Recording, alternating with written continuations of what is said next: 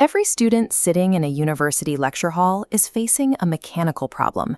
They are subjected to a continuous bombardment of complex data that must force its way through a strict biological choke point. Two interconnected cognitive functions govern this choke point: working memory, which temporarily holds and processes information, and fluid intelligence, the ability to reason through entirely new problems. Together, they dictate academic success. This scatterplot visualizes exactly how heavy that biological constraint is.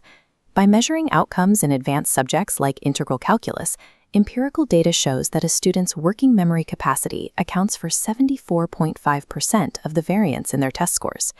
Despite the massive statistical weight of these cognitive limits, most university instruction is designed completely blind to them. Subject matter experts frequently build curricula based on the logic of their discipline, pouring information at a rate that inadvertently overloads and crashes the student's cognitive system. To stop this systemic failure, educators have to bridge the gap between cognitive science and daily pedagogical practice. Optimizing university instruction requires reverse engineering these biological memory constraints. Curricula must be purposefully built to bypass the limitations of human hardware. To build that instruction, we have to look past external academic outcomes and map the internal neurobiology of human memory. A common misconception among educators is that working memory is simply another term for short-term storage capacity. This structural path model corrects that error. It illustrates short-term memory and working memory as overlapping but functionally separate architectural nodes. Short-term memory is strictly a passive holding rack. Information enters and rests there, with no active processing. Working memory, conversely, is a highly active workspace. It operates using a localized focus of attention to hold data, guarded by an executive control mechanism on its perimeter. Its core function is to maintain active representations, while the gate filters out conflicting information. These distinct biological architectures directly inform fluid intelligence, a student's ability to reason logically without relying on prior knowledge. Passive short-term memory shows zero strong correlation with fluid intelligence. The engine of fluid intelligence relies exclusively on the active processing and filtering mechanisms that are unique to working memory. True cognitive capability is not measured by how much data a student can passively store. It is measured by their ability to maintain active focus under conditions of severe distraction. We can quantify exactly how these internal mechanics govern the connection between working memory and fluid intelligence. The strength of this connection relies on volume.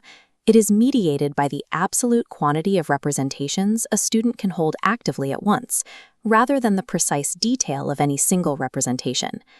This breakdown chart shows the variance pools driving fluid intelligence. The first major driver is focus of attention capacity, quantifying 62% of the total metric. This 62% represents the raw biological limit of abstract concepts a student can juggle simultaneously in active thought. The second distinct mechanical driver is executive control. Executive control is the cognitive ability to actively reject irrelevant distractors. Statistically, this second driver explains 13% of the variance in fluid reasoning.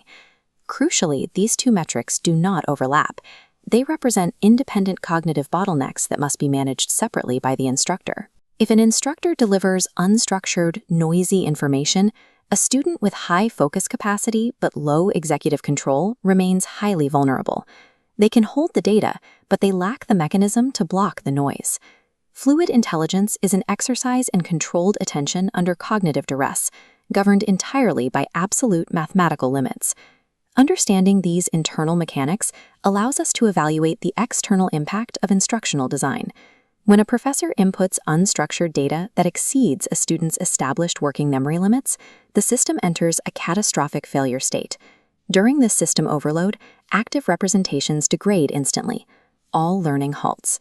Students with lower baseline working memory capacities are disproportionately vulnerable to this exact system crash. Under high interference, these specific students suffer a secondary failure, the inability to successfully retrieve previously established information from their long-term memory. This system flow model illustrates cognitive load theory. It's an engineering framework designed to respect biological limits by systematically compressing and sequencing external data through the working memory bottleneck. This structured flow reveals a reality. Low capacity is not a permanent barrier to achievement. Empirical findings prove cognitive load theory principles completely neutralize the performance gap between students with low and normal working memory. This equalization occurs even during highly complex academic tasks that usually demand high fluid intelligence. Contrast this engineering solution with baseline reality. Designing instruction without accounting for cognitive limits mathematically guarantees failure for the lower half of the statistical distribution. Operating without an explicit model of cognitive architecture is instructional malpractice. By applying cognitive load theory, educators can engineer curricula that guarantee efficient processing for all students, regardless of their neurobiological starting point.